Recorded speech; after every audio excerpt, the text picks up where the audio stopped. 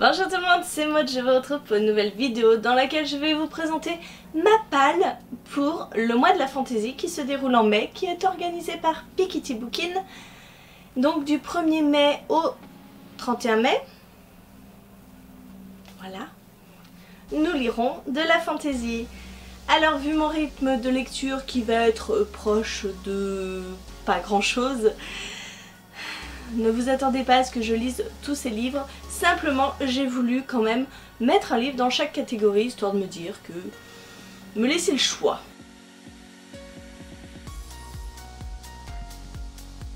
Donc si vous ne savez pas ce qu'est ce challenge, je vous invite à rejoindre la page Facebook du challenge ou à visionner la vidéo de Stéphanie qui en parle beaucoup mieux que moi puisque c'est son challenge. Et je vais tout de suite vous présenter les livres que j'ai sélectionnés dans les différentes catégories. Il fallait choisir un livre de fantasy jeunesse et je me suis décidée pour le tome 8 de la saga de l'épouvanteur de Joseph Delaney paru chez Bayard Jeunesse. Et ici donc c'est le destin de l'épouvanteur. C'est une saga que je lis en lecture commune avec Marilyn, donc on va essayer de se caser ça. Pour mai, ce sont des livres qui généralement se lisent très vite. Je suis désolée pour les bruits parasites, mon chéri est en train de tondre la pelouse. Voilà. Il y aura ça tout le long de la vidéo. Donc, c'est une saga jeunesse de fantasy que j'aime beaucoup. Nous suivons Tom qui est l'apprenti épouvanteur. Et voilà, ça fait un petit peu peur. C'est de plus en plus sombre et j'adore. Pour l'auteur français, j'ai pris une valeur sûre avec Pierre Bottero et Les Mondes des Willan, donc le premier tome La Forêt des Captifs, paru chez Rajo. J'ai lu La Quête des Willan, la trilogie complète, j'ai lu la trilogie complète d'Elana et en fait cette trilogie Les Mondes des Willan normalement s'incruste entre La Quête des Willan et Elana, mais je ne fais jamais les choses dans le bon ordre, donc il faudrait que je lise cette trilogie en commençant bien entendu par le premier tome. Pour le pavé de 500 pages, j'avais largement le choix dans tous les livres que je possède en fantasy parce que très souvent les livres de fantasy ce sont des grosses briques. Je me suis quand même décidée pour Warbreaker de Brandon Sanderson paru chez Orbit.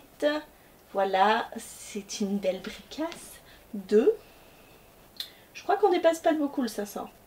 Voilà, 550 pages. Mais c'est pas écrit très gros, hein. Vous remarquerez.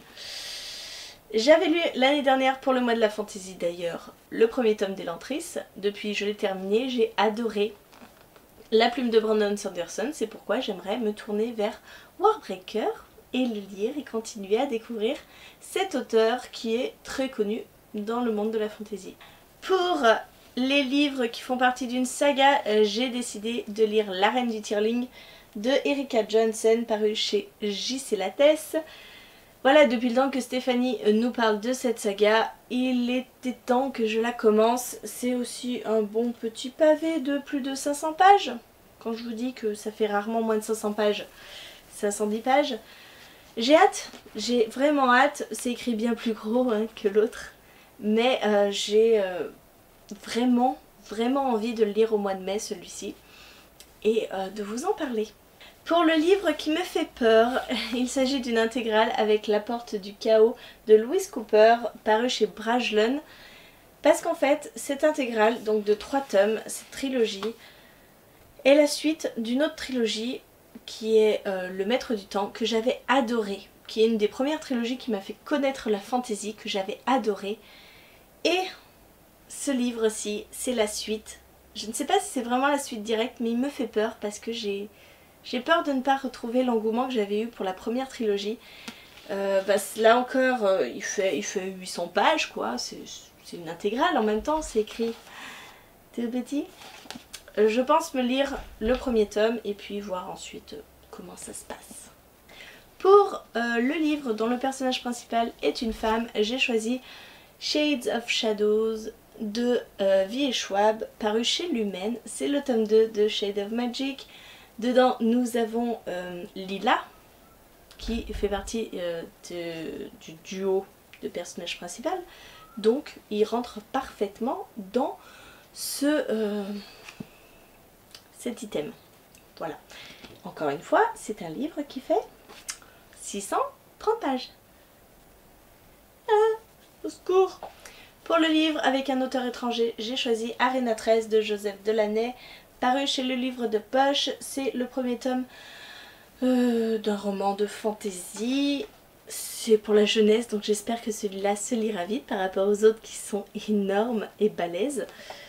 Encore un Joseph Delaney, après l'épouvanteur, mais je sais que j'aime beaucoup sa plume, je sais que ça se lit vite et donc j'ai très envie de me mettre dedans. En même temps je vous dis jeunesse parce que c'est écrit gros, mais je suis pas sûre que ce soit un livre jeunesse en fait. À partir de 14 ans. Ouais, young adulte on va dire. Pour le livre d'Urban Fantasy, j'ai choisi Elvira Time de Mathieu Guibé, voilà, parce que il est tout court, voilà, j'ai pas envie de surenchérir avec des livres énormes, donc voilà, une chasseuse de vampires, un petit peu à la Buffy, qui me fait de l'œil depuis très longtemps et que voilà, j'ai commandé, j'ai sauté le pas grâce au solde et je suis très contente de l'avoir et j'ai hâte de le découvrir. Pour le livre numéro 9, il s'agit de la lecture commune qui n'a pas encore été choisie.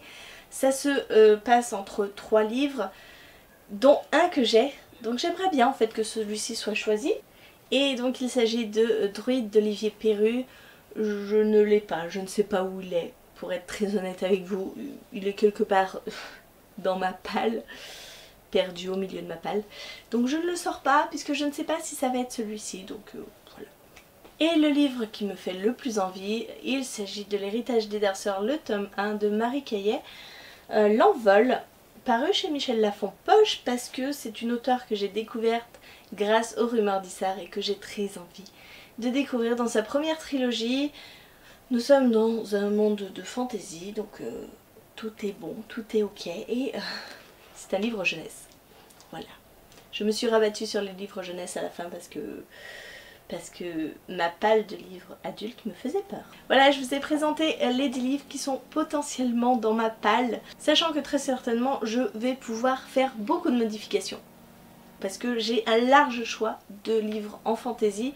J'ai par exemple le second tome du Puits des Mémoires, puisque j'avais lu le premier tome l'année dernière pour le mois de la fantasy, et que j'avais dit que j'enchaînerais très rapidement. Et que je ne l'ai toujours pas fait. J'ai du Gardien des Cités Perdues. J'ai quoi d'autre? J'ai beaucoup de choix. Donc voilà, c'est une palle parmi tant d'autres. J'espère que la vidéo vous a plu. J'espère que vous serez nombreux à nous rejoindre sur le groupe du mois de la fantasy pour faire ce challenge qui est présent pour la seconde année, que je vais refaire avec très grand plaisir parce que c'était déjà de très chouettes découvertes l'année dernière.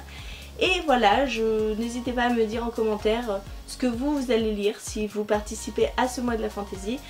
N'hésitez pas à me dire si vous avez lu un des livres que je vous ai présentés, par lequel, à votre avis, je commence. Voilà, pour me donner une petite idée et pour m'aider. Et en attendant, je vous fais de très gros bisous, je vous souhaite de très bonnes lectures et je vous dis à très bientôt pour une nouvelle vidéo.